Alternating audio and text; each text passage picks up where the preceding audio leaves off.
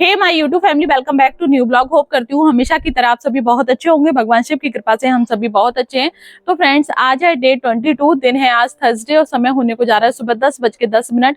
तब जाके मैं इस वीडियो को शूट कर रही हूँ। और इस वीडियो को शूट करने का सिर्फ एक ही मात्र कारण है कि आप लोगों के ढेर सारे कमेंट आ रहे हैं जब से मैंने ये वीडियो डाली है कि आपको कुकिंग को छोड़ के ब्लॉगिंग को फर्स्ट प्रायोरिटी देनी चाहिए। आप कुकिंग के अकॉर्डिंग ब्लॉगिंग वाले चैनल को खोल सकते हैं, ये आप लोगों के लिए बहुत ज्यादा अच्छा होगा। तो काफी सारे कमेंट मेरे पास ऐसे आ रहे हैं कि दीदी आप हमें बता दीजिए कि ब्लॉगिंग में क्या फायदा है और कुकिंग में क्या नुकसान है। तो देखिए, फायदा नुकसान तो आप कोई भी काम करो सब में फायदा होता है और सब में नुकसान होता है, तो ये कोई बड़ी बात नहीं है। लेकिन ये है कि आप किस चीज में ज्यादा कंफर्ट हो, कौन सी चीज आपके लिए ज्यादा इजिली है जिससे आप पैसा भी अर्न कर पाए और आपका समय भी ज्यादा वेस्ट ना हो और आपका काम भी अच्छे से हो जाए। तो देखिए, यहाँ पे कुछ मैं आज आपको 4 से 5 पॉइंट बताऊंगी जिनमें आपको मैं कुकिंग के बारे में भी बताऊंगी और साथ ही साथ ब्लॉगिंग के बारे में भी बताऊंगी।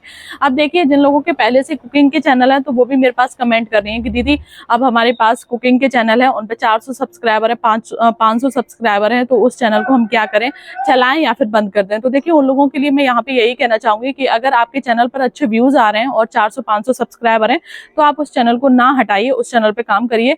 लेकिन अगर आपके चैनल को 4 साल 5 साल हो गई हैं और उस पर व्यूज केवल 10 या 20, 50, 100 के अंडर में भी आ रहे हैं तो आप ऐसे चैनल को बंद कर दीजिए और एक नई शुरुआत करिए, एक नए चैनल को क्रिएट करिए अच्छे से फ्रेश माइंड के बाद, और उसके बाद अपना चैनल चला सकते हैं। ऐसे चैनल का कोई मतलब नहीं है जिसे आप 4 साल 5 साल से चला रही हैं और उस पर व्यूज केवल 10, 20, 50 आ रहे हैं और उसमें सब्सक्राइबर भी 400-500 से नहीं बढ़ रहे हैं, तो मुझे नहीं लगता कि आपका जो ऐसा चैनल है वो ग्रो हो पाएगा। तो इसलिए ऐसे चैनलों के लिए मैं यही बोलूंगी कि ऐसे चैनलों को आप बंद कर दें और आप ब्लॉगिंग स्टार्ट कर सकते हैं।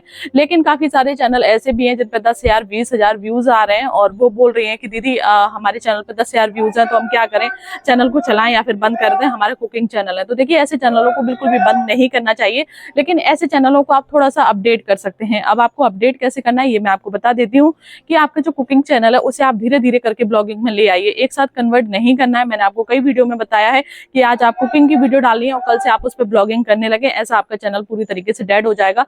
ऐसे आपको बिल्कुल नहीं करना है। आपका कुकिंग चैनल है, धीरे धीरे करके आप उसे ब्लॉगिंग में लेके आइए, धीरे धीरे आप अपने बच्चों को इंक्लूड करिए, धीरे धीरे आप अपने हस्बैंड को इंक्लूड करिए उसमें, आप अपनी फैमिली को इंक्लूड करिए। बाहर से आप सब्जियां लेकर आ रहे हैं तो आप बाहर जाके सब्जियां लेकर आइए, मार्केट जाने तक का सफर आप उसमें दिखा सकते हैं और उसके बाद आप सब्जी को बनाते हुए दिखाइए। तो इस तरीके से धीरे धीरे आपका जो कुकिंग वाला चैनल है वो ब्लॉगिंग में कन्वर्ट हो जाएगा और इस तरीके से आप कुकिंग से ब्लॉगिंग में उसे कन्वर्ट कर सकते हैं। आई होप ये दो जो कमेंट है ये आपको क्लियर हो गए होंगे, क्योंकि ये जो 2 कमेंट है वो बहुत ज्यादा ही आ रहे थे कि दीदी हम अपना कुकिंग चैनल बंद कर दें या फिर इसे ही कंटिन्यू रखें।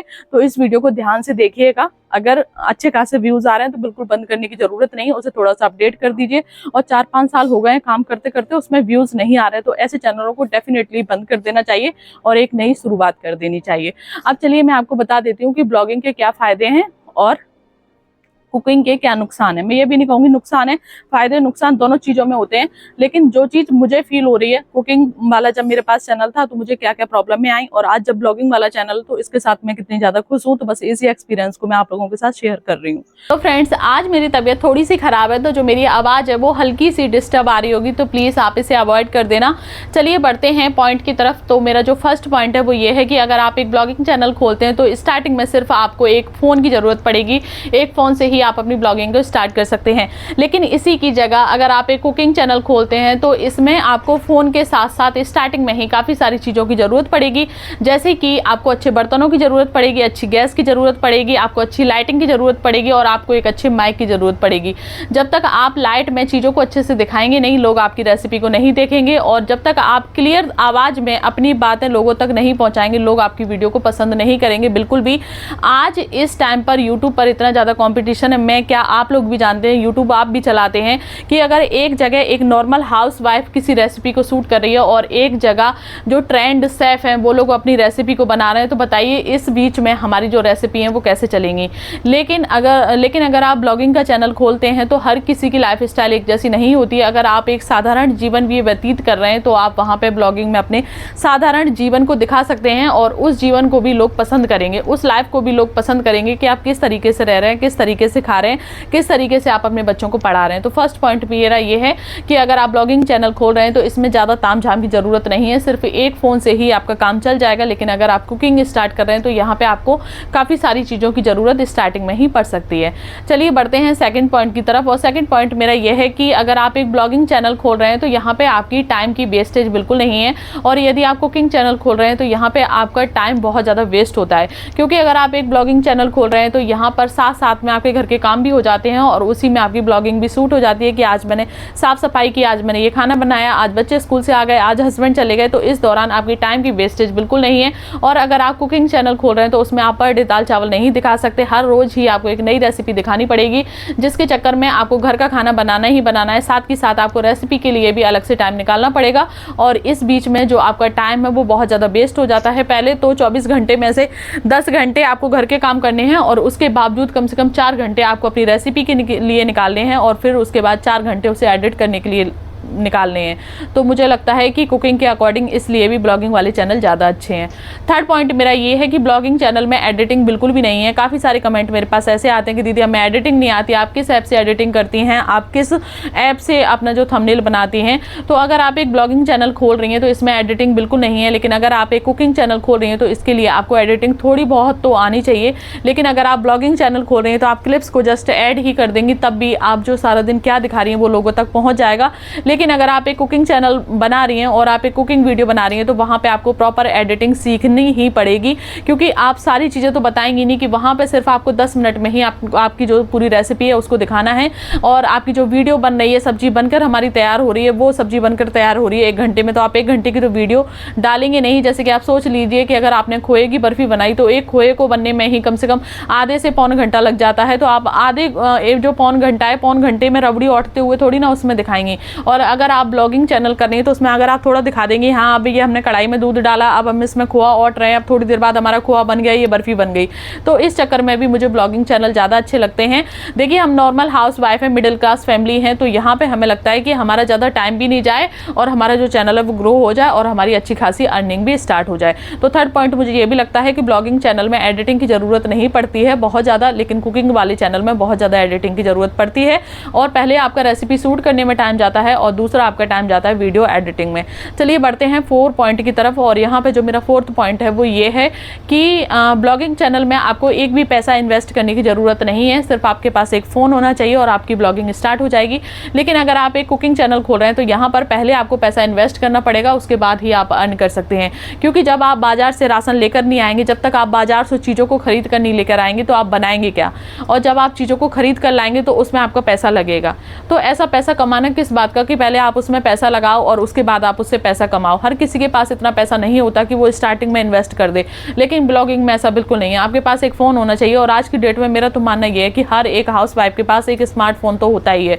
तो उस स्मार्टफोन का यूज़ हम दूसरों की वीडियो देखने के लिए करते हैं, तो क्यों ना उस समय को बचाकर हम उस समय अपनी वीडियो बनाकर उस जगह डालें। सक्सेस नहीं होंगे कोई बात नहीं, कम से कम हम वहाँ पे अपनी मेमोरीज को तो सेव करके रखेंगे। तो थर्ड पॉइंट मुझे ये लगता है कि ब्लॉगिंग चैनल में आपको एक भी पैसा इन्वेस्ट करने की ज़रूरत नहीं है, आपका एक भी रुपये का खर्चा नहीं है। लेकिन अगर आप कुकिंग चैनल खोलते हैं तो वहाँ पे आपका स्टार्टिंग में ही खर्चा बढ़ जाता है, पहले ही आपको खर्चा करना पड़ेगा। और ये भी नहीं है कि आपने सिर्फ 2-4 दिन वीडियो डाली और आपकी वीडियो वायरल हो गई और आप सक्सेस हो गए, ऐसा भी नहीं है। कम से कम सालों सालों तक वहाँ पर आपको खुद का पैसा ही खर्च करना पड़ता है। कि मैंने कुकिंग वाले चैनल पे काम किया है, हर रोज पर डे का ही मेरा 500 रुपये का खर्चा था पर डे, क्योंकि अगर आप डेली नई रेसिपी बनाएंगे तो उसके लिए आपको नए नए इंग्रेडिएंट्स खरीदने की ज़रूरत पड़ती ही पड़ती है। फिफ्थ पॉइंट ये है कि अगर आप एक कुकिंग चैनल को दिखाते हैं तो यहाँ पे आपकी जो पर्सनैलिटी है वो उभर के आती है, आप लोगों के सामने आते हैं, लोग आपको पहचानते हैं, फेस टू फेस जानते हैं, आपके अच्छे बुरे में आपका साथ देते हैं। अगर आपके साथ कुछ अच्छा हो रहा है तो यूट्यूब फैमिली साथ में खुश होती है, और अगर आपके साथ में कुछ बुरा हो रहा है तो यूट्यूब फैमिली साथ में परेशान भी होती है। तो यहाँ पे एक ये पॉजिटिव पॉइंट मुझे ये भी लगता है, क्योंकि देखिए जब मेरा पहला चैनल गया था सीता की रसोई तो ऐसा लग रहा था जैसे कि मेरे पास कोई है नहीं है, कोई है नहीं है। लेकिन आज की डेट में मेरे 2000 सब्सक्राइबर हैं, फिर भी आप लोग मुझे कमेंट करते हैं। तो अगर 100 में से 2 कमेंट नेगेटिव आ भी जाते हैं तो मैं उन पर ध्यान नहीं देती हूँ, लेकिन जो 98 मेरे पास जो कमेंट आते हैं वो पॉजिटिव आते हैं और उनसे मुझे इतना सुकून मिलता है कि मैं आप लोगों को क्या ही बताऊँ। कल ही मेरे पास एक कमेंट आया था कि 2000 सब्सक्राइबर हैं और ये भी हमें ज्ञान दे रही हैं, तो क्या 2000 सब्सक्राइबर वाले ज्ञान नहीं दे सकते? मैं किसी को ज्ञान, मैंने पहले ही बोला था कि मैं किसी को ज्ञान नहीं दे रही हूँ, जो मेरा एक्सपीरियंस है सिर्फ मैं उसी को आप लोगों के साथ शेयर कर रही हूँ। आपको पसंद आ रहा है तो इसलिए मैं और भी ज़्यादा वीडियो बना रही हूँ। आप लोगों को पसंद नहीं आएगा तो कोई बात नहीं है, मैंने तो सोचा ही नहीं था, मैंने तो पहले भी बोला था कि मेरी ये कैटेगरी है ही नहीं। मैंने तो इस बार सिर्फ ब्लॉगिंग चैनल खोला था और यही सोच के खोला था कि इस बार आप मुझे ब्लॉगिंग के जरिए जानेंगे, ना कि कुकिंग के जरिए। देखिए, जब मैंने कुकिंग चैनल खोला था तो वहाँ पर लोग मुझे नहीं जानते थे, मेरी कुकिंग को जानते थे कि हाँ ये कुकिंग अच्छा करती हैं, लेकिन कुकिंग हर एक हाउसवाइफ अच्छा करती है, लेकिन हम क्या करते हैं, हमारी जो खुद की पर्सनैलिटी है वो लोगों के सामने उभर के आनी चाहिए। तो इसलिए मुझे लगता है कि अगर आप ब्लॉगिंग चैनल खोलेंगे तो यहाँ पर आपकी पहचान होगी, लेकिन अगर आप एक कुकिंग चैनल खोलेंगे तो वहाँ पर आपके खाने की पहचान होगी। मैं ये नहीं कहूँगी कि खाना बुरा है। देखिए, हम एक भारतीय महिला हैं और हमारे लिए जो एक रसोई है वो ये समझिए एक तरीके का आभूषण है हमारे लिए, कि जब तक हम रसोई के अंदर रहते हैं तभी तक हमारी जो सुंदरता है, हमारी जो मर्यादा है वो निखर के आती है। लेकिन कुकिंग के साथ साथ ये एक जो ब्लॉगिंग वाला चैनल है, यहाँ पर आप कुकिंग के साथ साथ काफ़ी सारे जो आपके अंदर हुनर है उन सारे हुनर को आप यहाँ पर दिखा सकती हैं। कुकिंग वाला चैनल था मेरे पास तो वहाँ पर सिर्फ मैं आप लोगों को कुकिंग दिखाती थी, लेकिन यहाँ पर मैं काफ़ी सारी चीज़ों को आप लोगों के साथ शेयर करती हूँ। जैसे कि आप देखिए, मेरा ब्लॉगिंग चैनल है तो जो मेरे पास एक्सपीरियंस था वो एक्सपीरियंस मैंने आप लोगों तक शेयर किया।